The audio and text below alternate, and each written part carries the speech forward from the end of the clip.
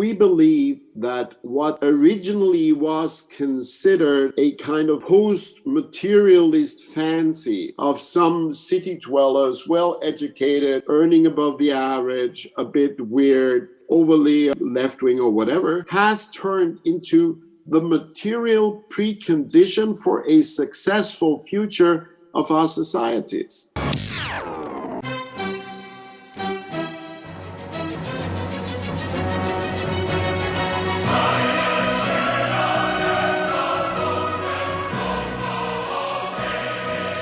Across most of Europe, Green parties are middling political forces, occasional junior partners in coalitions or protest votes for disgruntled left-wing voters.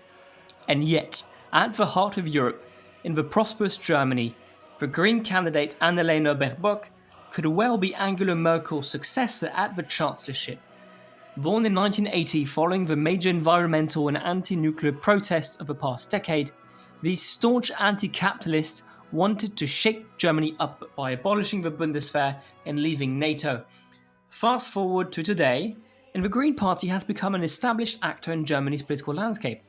In 10 of the 16 German landers, the Greens are junior coalition partners with the far left, the Social Democrats, the Liberals, or the centre-right Christian Democrats.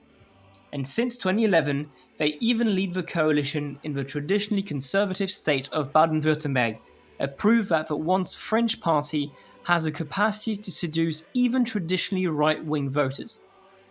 With the upcoming federal election next September, it seems very likely they will make a grand return to the federal government, perhaps even as a senior partner in a coalition. How do we explain this green surge, and what could it mean for German and European politics? To answer these questions, we are glad to have back with us a veteran Green Party member and MEP Reinhard Bütikofer, and the German Marshall Fund's Deputy Director of the Berlin office, Sudha David Wilp. But before we go, Uncommon Decency needs you. If you find this show interesting and happen to like us enough to come back every week, we would love your support. You can really help us a ton by writing a review, subscribing, and most importantly, sharing the show around with people you think would enjoy it too. Don't forget, if you want to reach out or share your ideas for future episodes, you can reach us at our Twitter page at undecencypod or by email with uncommondecencypod@gmail.com. Now, on to the show.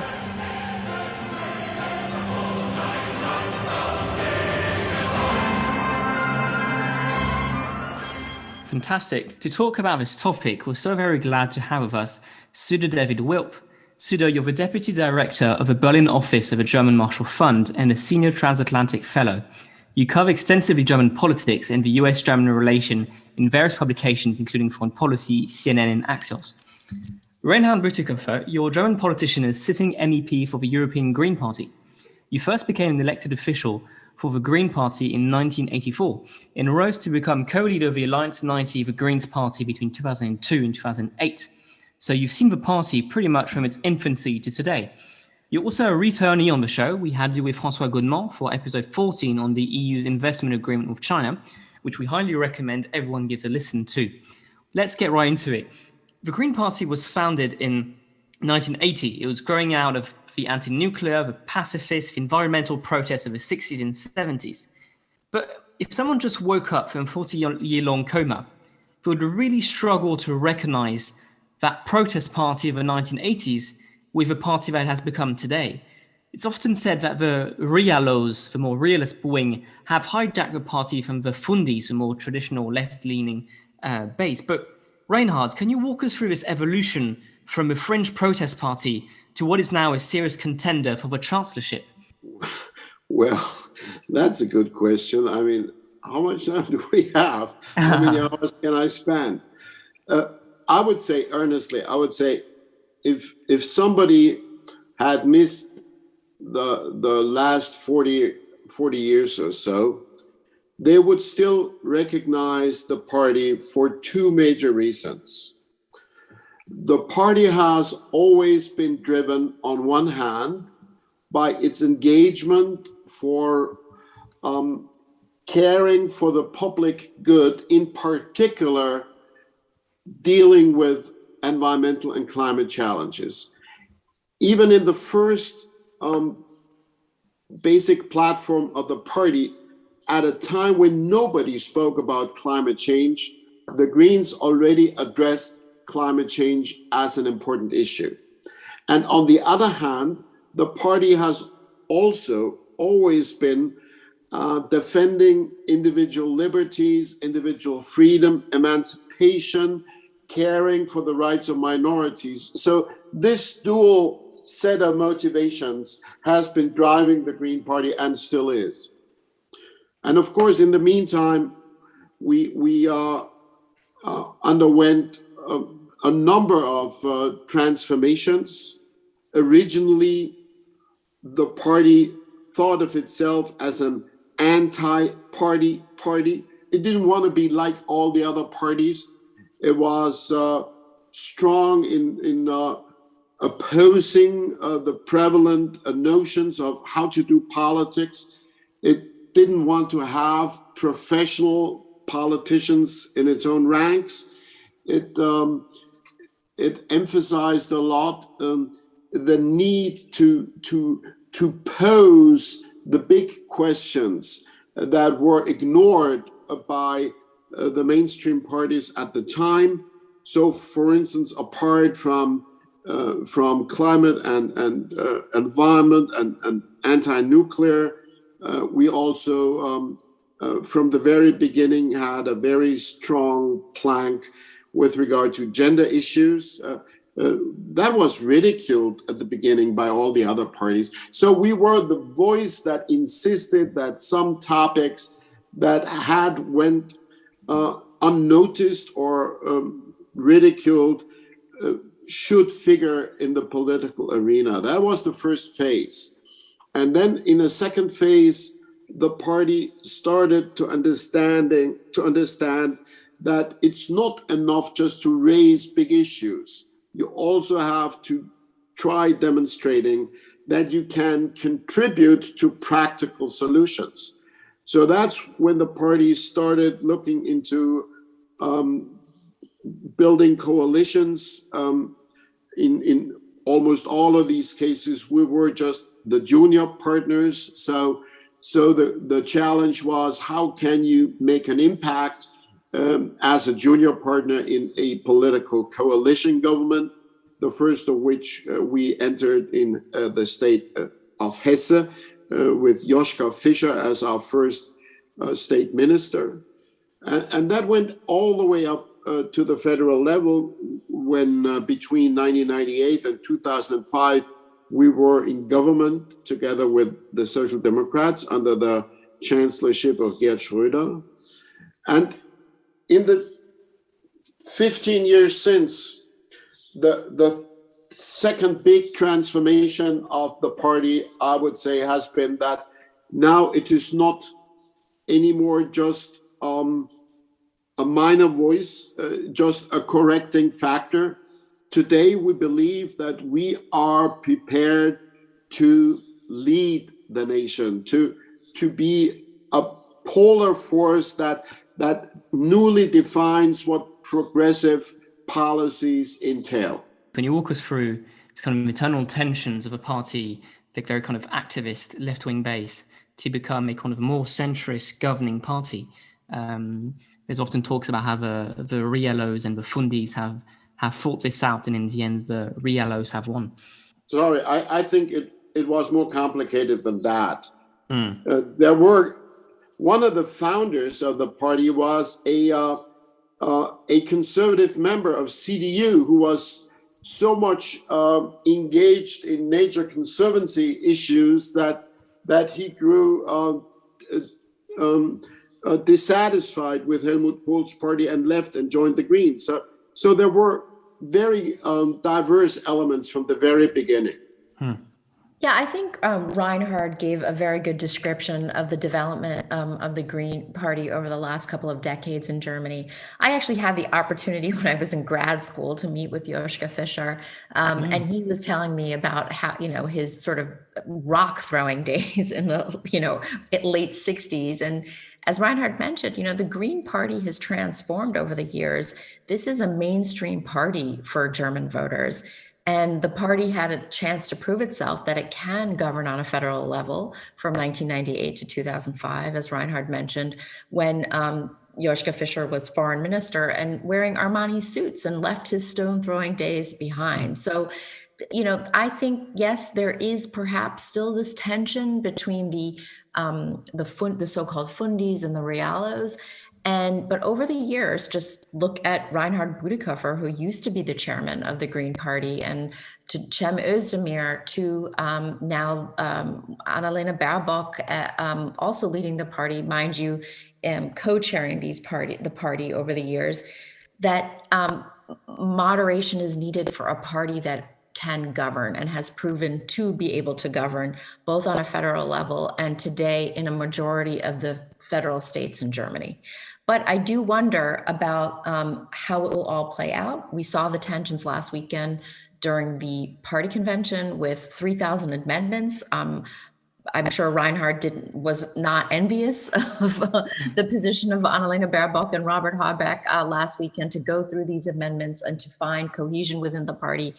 And depending on the crop of new Bundestag members that come into parliament after this election, we will see how party leadership can make sure that unity is held when the party is perhaps in government after Merkel steps down. Right. And if we focus on just a more recent time period, and specifically after the 2017 federal race, where the Greens came out in sixth position with a pretty disappointing result, I'm sure, and going on from then on, it seems like one of the measures. One of the things that give you the measure of the mainstreaming of the Greens is that they're willing to coalition with to get into a coalition with parties, far to the center and even to the center right, unlike other Green parties in elsewhere in Europe that are more traditionally anchored on sort of the hardcore progressive issues of the left. And I wonder if you could maybe zero in on the recent 5-year time period and give us a sense of what you think made the Greens so successful, and why do you think that a growing number of voters in Germany are now willing to cast a vote for the Greens, even though that's not their tribal affiliation traditionally, starting with Reinhard and then turning back to Sudha? To anyone who wants to describe the development of the Green Party as unilinear process of moderation, I would object. Because, and our leaders say that to this very day, the party insists on being radical in the original sense of the word. Being radical means that's a Latin word, and it means going to the root of the issue. And we're not content with just polishing the existing structures or greening what we have on the outside. We would probably call that greenwashing. We want to transform our societies. And we believe that what originally was considered a kind of post-materialist fancy of some city dwellers, well-educated, earning above the average, a bit weird, overly left-wing or whatever, has turned into the material precondition for a successful future of our societies. No serious human resource manager today would ignore the paradigm, the imperative of dealing adequately with gender issues. A lot of business leaders today would tell you, just as I do, that to be successful in international competition in the future necessitates an ambition to build competitiveness on the basis of sustainability. So sustainability is not the drawback. It's not the other side of the equation. It's the basis. And in this way, our thinking has transformed a broader thinking in society. In 1986, when we had the terrible nuclear incident in Chernobyl, that was the first time ever that the Greens represented a majority of the popular opinion in Germany. At that point, the public decided to go with us against nuclear, and that has held throughout all the years. And today, we represent majorities in popular opinion on a much wider range of issues. So yes, we are not the stone throwers. We're not the guys who entertain radical rhetoric, but we're not the kind of people that you might have in mind when you say moderate. We're people who really think this society will only survive if it manages to transform itself. But there's the point. We are fully aware of the fact that this can only be done with majority support. There's no point in trying to be more radical than you can effectively be and still make changes. We have held the Prime Minister's office in the industrial state of Baden-Württemberg, the home of Daimler and Audi and Bosch and Porsche for the last 10 years. And step by step, not by sort of entertaining flamboyant rhetoric, but by talking to people, by convincing partners, by striking alliances, we have managed to increase the share of our vote to almost 33% in the last election. And today, the whole state is greener than I would have imagined it could ever be a couple of years ago. So what we have here is a party that has learned to hold fast to its original motivation, but also to reach out and to engage others, and not just to wag fingers at others, not just to preach to others, but also to invite others to teach us how to find solutions. And the fact that we have relevant industrial leaders today saying that they think the Greens should play an important role in shaping future German political developments is not because they think we have relented on our goals, but they have been convinced that these goals are necessary. Sudha, a lot of the points Reinhard make are quite convincing, but there is nonetheless a fact that the Green Party in Germany seems to be a bit of an anomaly in Europe, because there is no Green Party right now in Europe which is in a position like the German one. Some of them are junior partners in coalitions, some of them do quite well, but really have no shot at becoming a governing party. Why is it that the German Greens, what makes the German Greens so special? Why are they so strong compared to their counterparts in the rest of Europe? Well, I guess I do want to go back to Reinhard's point about moderation. I mean, certainly the Greens are allowed to campaign in poetry, but the nature of the system in Germany is that it's very consensus oriented, and you do have to build a majority with other parties. So by nature, all the parties, when they build a government, have to come together and compromise. So over the years, I mean, the Greens have definitely learned to compromise on certain issues in their platform, because they've, like Reinhard said before, they don't want to be the eternal opposition party, but they want to govern.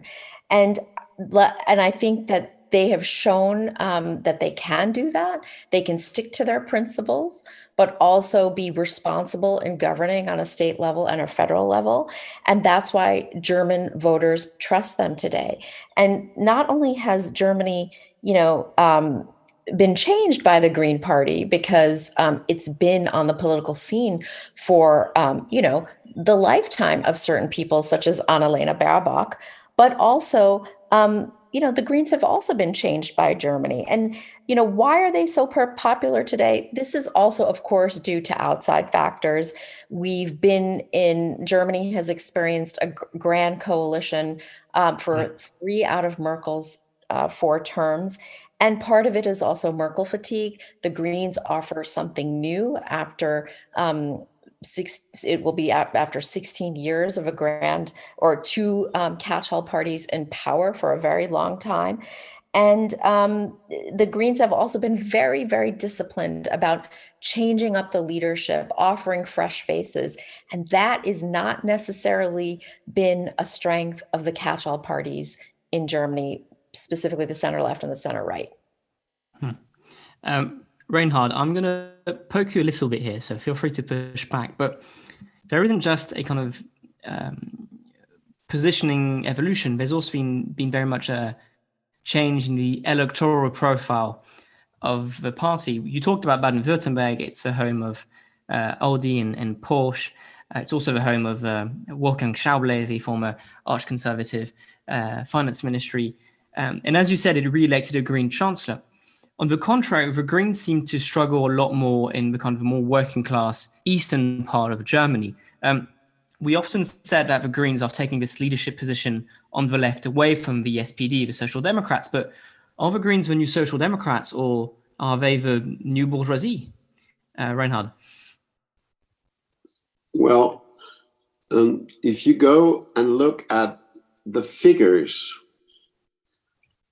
for instance, in the last regional election in the conservative state of Bavaria, or in the formerly social democratic state of Hessen, you will find that we have been gaining votes both from the Social Democrats and from the conservatives, which is an interesting feature. Our attractiveness is not restricted just to the progressive camp of German politics. And our leader in Baden-Württemberg, Winfried Kretschmann, even published a book under the title, I hope that my quote is correct, but it amounts to something like, "What does conservatism mean today?" And he portrays some of the Green issues as a timely response and a timely interpretation of revered age-old principles. Like in Baden-Württemberg, the law is that people in Baden-Württemberg are very parsimonious. So the Schwäbische Hausfrau always feels uneasy if she's asked to spend. That's a common topic in German political polemics. Kretschmann turned that around and said, "Look, if we are careful, if we want to avoid being spendthrift, shouldn't we also implement that conservative principle with regard of how we deal with nature? We should not increase a huge burden of debt, but neither should we increase environmental debt. And if we destroy the environment, well, somebody will have to pay up in the future, maybe not our generation, maybe the next generation, but there is no such thing, as Milton Friedman would have said, there's no such thing as free CO2 emissions, as free poisoning the water, as free poisoning the soil. So somebody has to be careful to be conservative. Nature conservation is used to be a conservative issue, but we have turned this conservative issue into a progressive issue. And that has allowed also conservative parts of the population to vote for us. In Baden-Württemberg, we not only dominate the university towns and the big cities, we also dominate the countryside. Out of 70 constituencies, we won 57 in the last election. And that includes strong voting results from farming communities. So what we have managed to do is to bridge the gap somewhat between a conservative approach and the need to reform. We're not trying to tell people, look, we reinvent the wheel, we reinvent the world from scratch. We say, let's turn our experience into an adequate answer to the challenges of today. There's a fascinating topic here. We should definitely do an episode maybe with Winfried Kretschmann on this nexus between conservatism and green topics. In the past years, there has been some growing frustration in many European capitals, least of all in Paris, of course, at the German reluctance to back projects for a more integrated European bloc.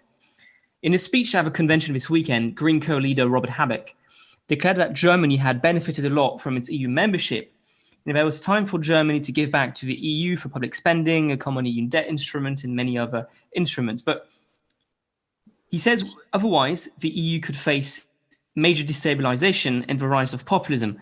This position is quite radical and probably somewhat unpopular with German voters. But will the Germans be able to shake off Germany's preference for the status quo on European affairs?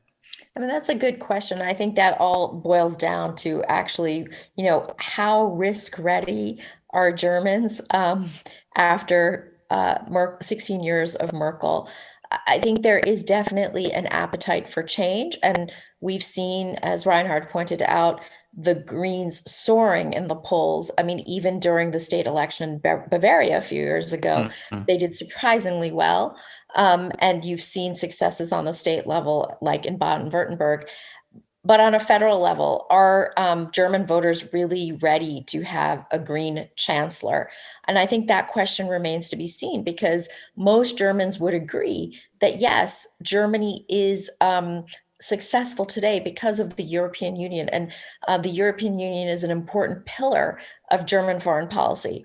But then when it comes to actually, writing the checks and spending the money, are Germans ready to do that? And they may think twice about voting for the Greens, who are looking for more, of a collectivized financial structure or collectivized debt for the European Union to make it successful, to make Europe successful and whole. And so I think that's sort of the conundrum. And on that note too, I think that also you have to think about defense as well. The Greens are talking very stridently about facing up to challenges vis-a-vis Russia and China.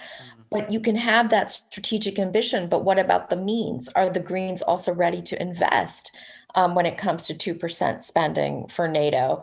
Are they willing to also continue to have nuclear assets in Germany? These are things where you can speak eloquently or speak in terms of facing up to those challenges for Europe, but are you also willing to go, walk the walk?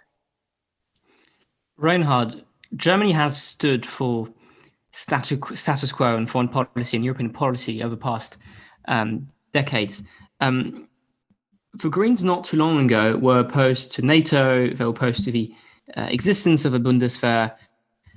The party has changed a little bit, but what would a European and a foreign policy should the Greens be in power come next September? What would that mean for Europe and for Germany's foreign policy? Well, certainly Greens will not be in government alone. Yes.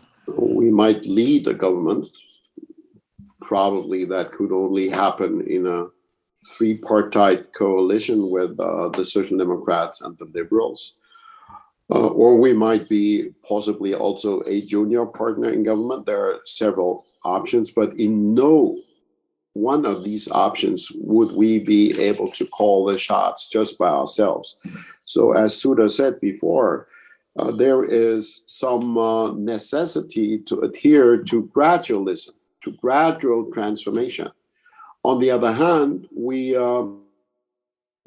have an increasing request, I would say, from many corners of our country for not getting sort of too much enamored with patience. There's a great need for major transformations, and you hear that from the business community most particularly.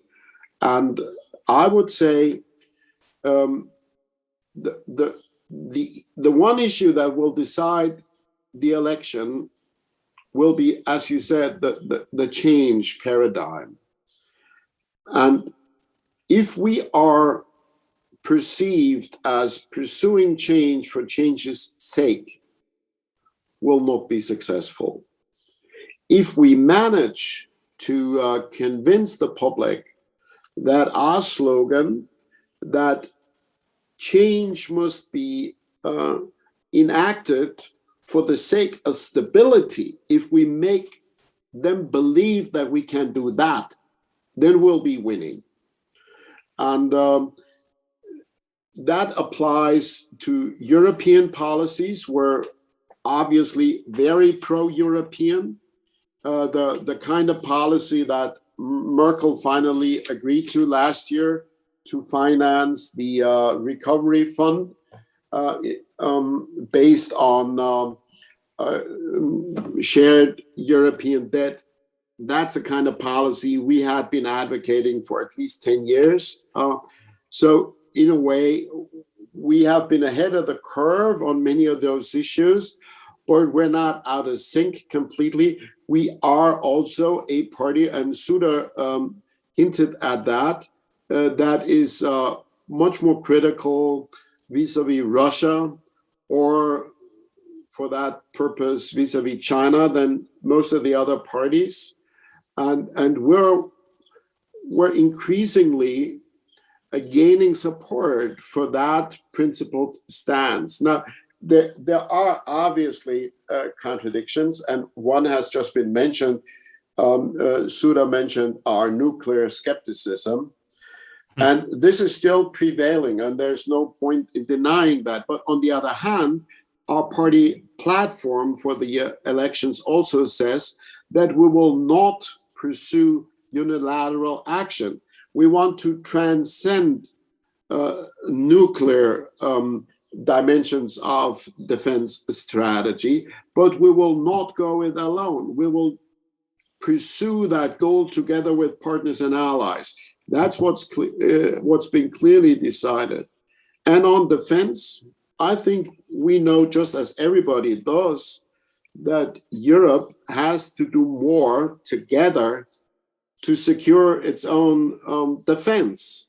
However, we still dare to say that the 2% goal is not a meaningful measure for that. I mean, look at it from a practical perspective. The 2% goal implies if my economy goes down the drain, I need less security. But if my economy thrives, I need to buy more tanks. That doesn't make sense to anybody. So we want to focus on the capabilities that we need. And that has been clearly expressed. So I think we're fully prepared. We will be reliable. We know that Germany has to play ball with our transatlantic partners, with other like-minded countries, with other democracies. We're very strongly in favor of making more efforts to let democracies have each other's back. So when China, for instance, tried to coerce economically countries like Australia, we think we should support them more. That's probably a new tone. Our leader said we want to pursue dialogue, but also toughness vis-a-vis authoritarian regimes. That's a new tone, but it's not a complete reinvention of Germany. Thank you, Reinhard, for this fantastic conclusion. Okay, what do you think of this episode on the German Greens, Francois? It's been a long time since we've been wanting to do an episode on Germany.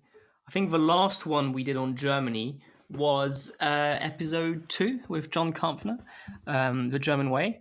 And I think we wanted to do one on Merkel, but didn't quite find the right time to do it. And I think now with the rise of the Greens, we really found a good opportunity to cover what's going on in Germany. What I found really fascinating is the Greens have been around in most countries since the 1980s, late 1970s in some cases. I think of France, I think there's a presidential election, Brice Lalonde in 1974, I could be wrong, 81 or 74. So they've been around for a long time. But the only one who has really managed to become this prominent is the German Green Party. And for me, it's really something that makes me think, why is it that they've been so powerful? Could it just be circumstantial that the Social Democrats have been so weakened by 12 years of coalition with Merkel and the centre-right that there's nothing left out of it? I also think, to a large extent, something we talked a little bit about is how the German political system encourages parties or allows parties to build experience at the local level within coalitions to an extent that is not really possible in other countries. The Länders in Germany are really influential, really powerful, and Germany is a federal system, and it's not quite as federal as the United States, but the Länders have a lot of influence, which is something which always strikes me as a bit puzzling for a French Jacobin like myself. And so what happens is the Greens have built coalitions in many of these states with different parties. The Germans have this wonderful tendency of giving flag names to all the different coalitions that exist. The Jamaica coalition is one with the Liberals, the one with the Greens and the CDU. So they've got all these different coalitions, and the Greens have really been enmeshed in many of these coalitions, built experience, sometimes more and more become the senior partner in that coalition. And I think that really helps to build a profile of a once fringe party into becoming a serious contender, because people know, okay, well, I have a Greens back in Baden-Württemberg, and they've actually done okay with the finances. It's not a mess. They're not throwing stones at it every once in a while to just to create havoc. And they've burnished their credentials as a governing party. Yeah, and one of the more striking things when you look at the broad spectrum of German persuasions, seems like you could have thought that the reason for the Greens' rise over the last couple of decades is that there isn't enough being done on the environmental front, and that's why people are flocking to this party that has a really strong stance on energy and just a general environmental conservation. But you would be mistaken to think that. In fact, the Greens' rise is pretty it tracks the general environmental policies of the German state. So as the German state has become more environmentally minded, the Greens have risen accordingly, and so it's almost paradoxical to that extent. But then I think the general pitch to the voters by the Green Party is a prospective one. It's one that says that there's a lot more that could be done, even after Germany is has become a post-nuclear state that is primarily reliant on cleaner forms of energy than is the case elsewhere in Europe. But the pitch by the Greens is a prospective one. It's about building a sort of a greener society, even and having a sort of a broader spectrum of issues that the Greens are have an edge on, including some of the ones that Reinhard mentioned, like gender issues and general progressive bread and butter topics. So yeah, I think on one side I was really struck by the fact that the Greens are most powerful in the country that is already the greenest or one of the greenest in Europe, and then by the fact that it's not necessarily the kind of and narrowly ecological party that you see in other parts of Europe. I mean, the Greens in Spain are really a fringe party, for instance, and that's primarily due to the narrow scope of their policy focus. They really are just exclusively a green party, and it seems like the Greens in Germany have kind of the momentum going across the whole spectrum of progressive policy priorities. In France, I don't think the Green Party is only focused on green matters. It's often lovingly nicknamed the watermelon party, green outside, red inside. So that's often the joke for the French Greens. But I want to go back on the question of energy, and I think the optics of Germany is that it is a very green state and they recycle and they do all these things. But on energy, I really want to push back on this because following the Fukushima disaster, there was actually a surge in support for the Green Party, which Merkel really handled quite cleverly and said they would end the nuclear programs quite quickly and whatnot. But what that has meant since is that Germany is very reliant not just on its renewable energies, but also on other sources of energies, depending on the circumstances. Because I saw this graphic the other day. It was like 8 p.m. in Central Europe. There was not much wind and no sun because it was 8 p.m. And it showed that Germany was essentially importing all of its energy at that moment from the rest of Europe and from France and its nuclear energy. So there's a bit of hypocrisy here, but also from Poland and its coal energy. So I'm nowhere an expert on nuclear energy and other forms of energy, but it seems to me that there's been a bit of a dogma in Germany, not just from the Greens, on nuclear energy, because nuclear energy is bad, Fukushima, Chernobyl. But as a result, it means that the French are essentially exporting their energy to the rest of Europe because they have a reliable system which works 24/7. And when there's no wind, when there is no sun, the Germans are completely dependent on not only nuclear energy, but also much more polluting forms of energy like the ones you have in Eastern Europe, for example. So I think that's something which is a bit of a chink in the armor of a green credentials of Germany, which is in reality you're depending a lot on sources you say you oppose.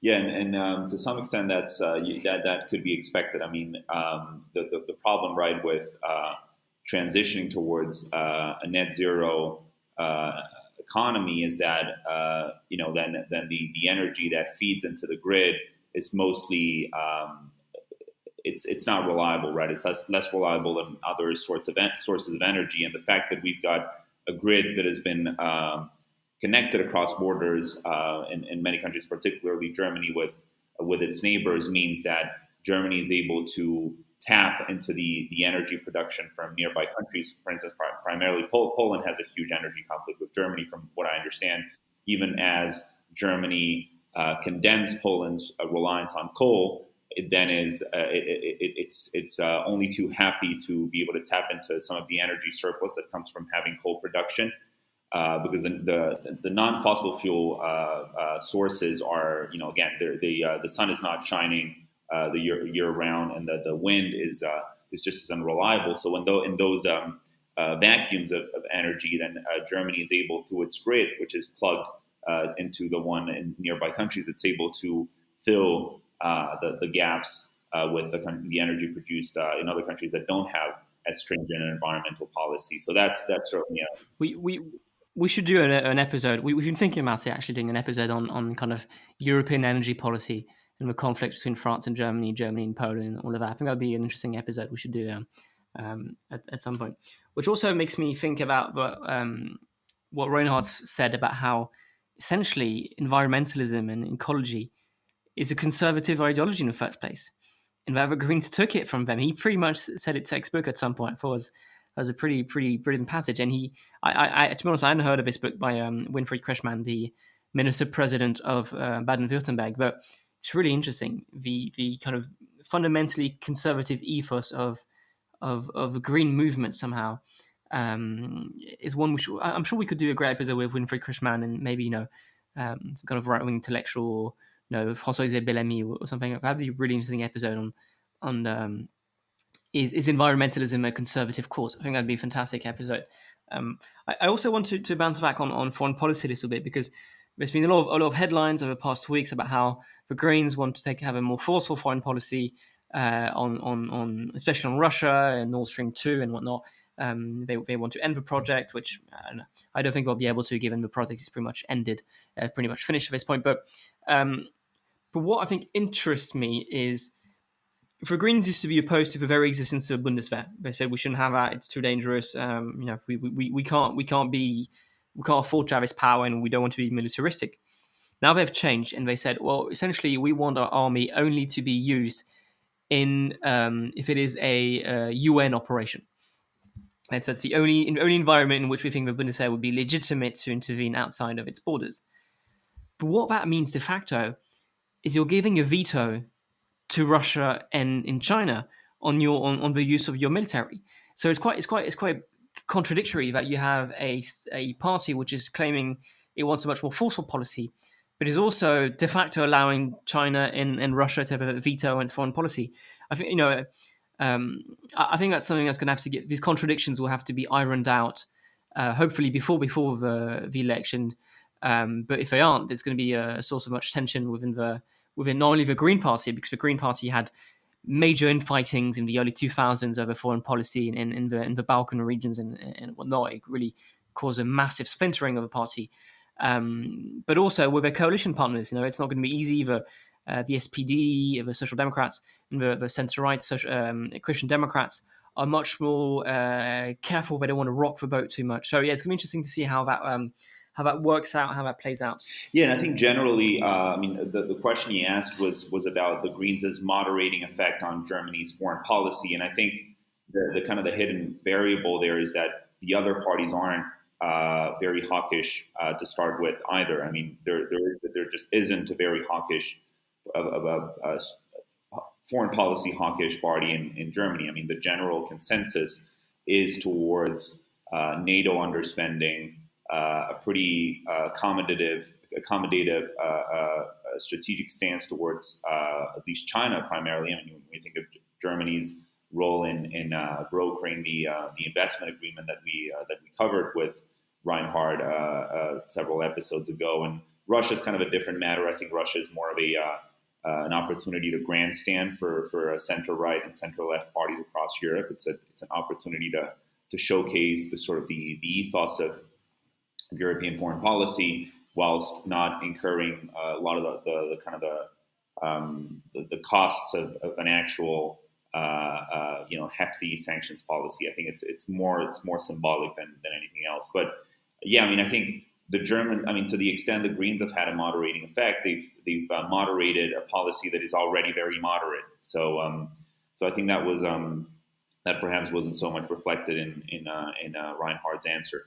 But it is an interesting history in terms of the anti-militaristic, as they call it. The Greens have a history of describing defense spending as militarism. It's the idea that you've got a defense policy that serves the purposes of the Cold War, and then we should move towards a world of disarmed nations and kind of focus diplomacy on non-proliferation agreements, as opposed to sort of dissuasive, policy instruments. And I think, Reinhard made a couple of astute points in terms of, well, what is the use of this 2% spending target when it comes to NATO, right? NATO members are required year on year to invest 2% of their GDP on their national defense. And the point that Reinhard raised was, I think, really astute, and it even comes up in U.S. National security debates as well. Sometimes, the focus should be not so much on the gross, the gross spending top line, right? The money that a country spends on its defense. It should be focused on what kind of capabilities are being built. And on one side, that kind of argument helps the Greens because it allows it to say, well, we're investing in all these sort of the hard artillery and the outdated, military equipment that was used in sort of wars of the past, and we should move towards kind of I think they call it these days non-kinetic warfare tools. But on the other hand, I think it also helps the hawks. I mean, the hawks want to focus on maximizing capabilities, even at the expense of a higher top line. They're ready to compromise some of the less effective spending if it allows the country to move towards a more capable military more generally. So it's certainly an interesting conundrum there. Yeah. Before we go, I researched a bit Reinhard before. Well, we already had him for episode 14 with François Godement on China, but I hadn't realized how deep he was in this kind of counterculture movement. He was one in the K groups, the so-called, I'm not going to say in German, I'm not even going to try, but the Maoist Communist League of West Germany. So he was pretty deep into that kind of counterculture, and he's such a good representative of this kind of evolution of the party. It's been great to have him. He's been fantastic, and it's great to have Sudha. And we're so glad all of you could come. Please stay tuned. We've got some really great episodes coming up. We're really excited to share them with you. So please stay tuned. If you're on Spotify, you can subscribe. If you're on Apple Podcasts, you can rate and review. Share the word with a friend. All these small things really help the show grow. And we're so happy to be doing this. And anyways, see you next week.